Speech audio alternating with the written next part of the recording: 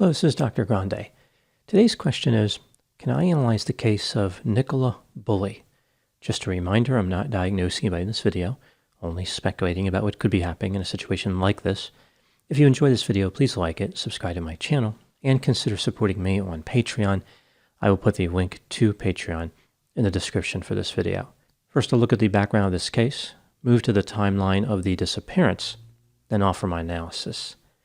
Nicola Bulley was born in Essex, England on October 12, 1977. She moved to Lancashire in the late 1990s. By 2023, 45-year-old Nicola had two daughters, ages 9 and 6, and a 44-year-old partner named Paul Ansell. The family lived in a small village named Inskip, which is about 90 minutes northwest of Manchester. Nicola worked as a mortgage advisor. Both she and her partner mostly worked from home. Now moving to the timeline of the disappearance. On January 27, 2023, Nicola left her home at about 8:26 a.m. She drove to a village called St. Michael's-on-Wyre, which is about 4 miles away. Nicola dropped her children off at school at 8:40 a.m. She had a brief conversation with another parent when she was there. At 8:43 a.m., Nicola left her car in the parking lot and started walking along the River Wyre. This was part of her typical routine. She walked this route many times before. She was accompanied by her Springer Spaniel named Willow. Nicola was on a path that led to a lower field. At 8:47 a.m., a witness who knew Nicola saw her walking Willow in the area of the lower field. Their dogs interacted briefly before the witness continued out of the area. At 8:53 a.m., Nicola sent an email to the company where she worked. She sent a text message to a friend 4 minutes later, arranging a play date for their children that week. At 9:01 a.m., Nicola connected to a communication platform called Microsoft Teams. Her microphone and her camera on her cell phone were not activated.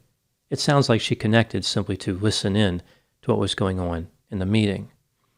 Nicola was spotted at around 9:10 a.m. on an upper field. Willow was not on a leash at this time. According to cell phone data that was later recovered, at 9:20 a.m., Nicola's phone was at a bench near the edge of the river. At 9:30 a.m., the host of the Microsoft Teams meeting disconnected the call. 3 minutes later, another person walking a dog found Nicola's cell phone on the bench. The phone was still connected to the call, even though the host had already ended the call. Nicola's dog, Willow, was found running between the bench and the gate to the field at about 10:15 a.m. The dog was described as agitated and bone dry. The dog's harness was found on the ground near the River Wyre. The authorities were notified and started investigating the disappearance. The police indicated that they didn't believe foul play was involved in Nicola's disappearance. They could not find any evidence that she left the area. Their primary theory, at the time making this video, is that Nicola fell into the River Wyre. The police believe this despite the absence of any physical evidence that she fell in. There are no marks on the riverbank to indicate that she slipped. The police did not mention finding any blood or other indication that she was injured. Nobody saw her fall into the river, and nobody reported hearing someone yelling something to the effect of, "Hey, I'm in the river, I could use some help." An extensive search was conducted of the area. Divers went into the river, but they didn't find anything. Nicola was wearing a Fitbit when she went missing. The police have analyzed the data that was available on her account, but they have not reported their findings. A witness came forward and said that on the day Nicola went missing, two men were by a church and near a bridge close to where Nicola was walking. The men were acting suspiciously. At the time making this video, the police continued to search for Nicola Bulley. Now moving to my analysis. Let's take a look at the evidence both for and against the main theories about what happened in this case. Theory number one is that Nicola's partner, Paul, was somehow involved in her disappearance. Whenever a woman goes missing, her romantic interest is often thought of as a potential suspect. But in this case, there is no reason to believe that Paul was involved. One would think that if he was involved, he would be a big fan of the fell into the river theory, as that would not involve anyone being arrested. However, Paul is actually trying to convince people that a bad actor was involved. He said that he is 100% convinced that Nicola is not in the river. He thought that someone who knew the local area might be involved in her disappearance. In addition, nobody saw Paul in the area, and there was no apparent motive for him to want Nicola to go missing. Theory number 2 is that Nicola started a new life. Another version of this theory is that she simply ran off with a lover on a temporary basis. Under this theory, being a mortgage advisor was no longer satisfactory, so Nicola decided she wanted to disappear and start fresh somewhere else. This theory is supported by the fact that no one else appears to be involved in Nicola's disappearance except her. Perhaps she simply walked away on her own.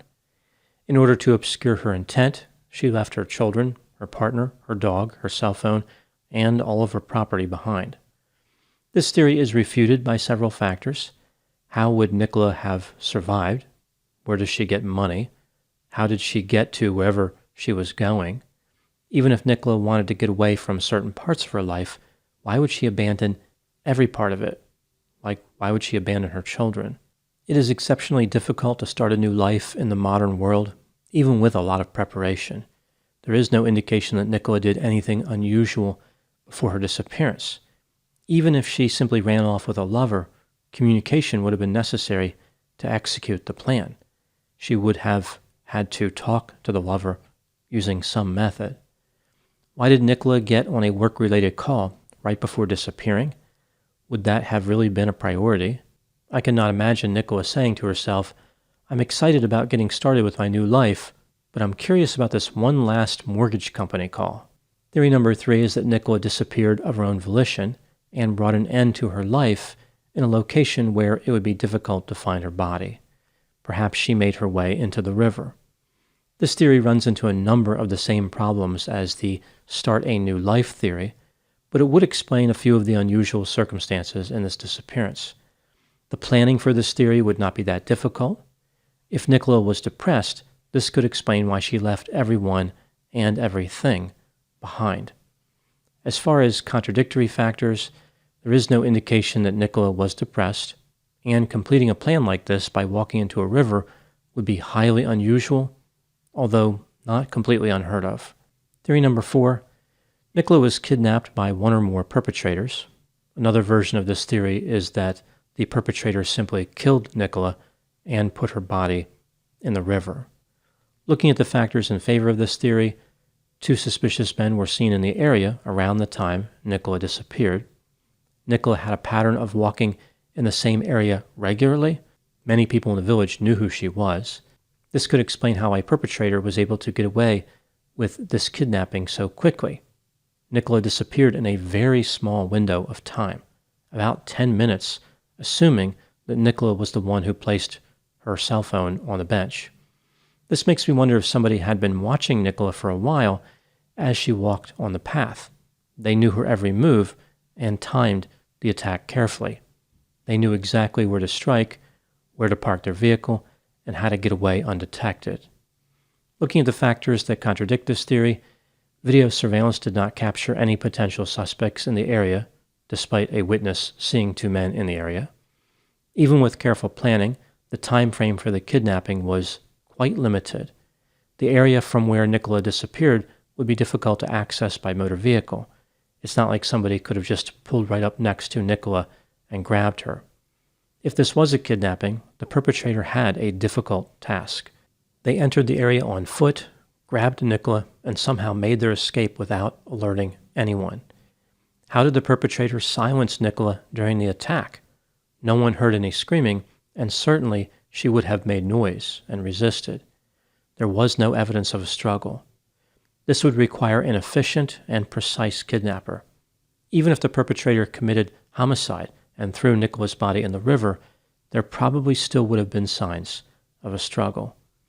Theory number 5, Nicola fell in the river and was swept out to sea. This is the theory that the police are promoting. A number of the circumstances of the disappearance can be explained using this theory. For example, It explains why no one else was seen in the area, how her body was removed from the area and why it has never been found, and why her phone and dog were found near the river. In addition, there is evidence that Nicola was near the river and her dog was running around. Maybe her dog ran into her and pushed her into the river. Moving to factors that contradict this theory, the water near the riverbank was only 3 feet deep, although the river is deeper in the middle. Nicola was described as slim, fit, and 5 foot 3 inches tall.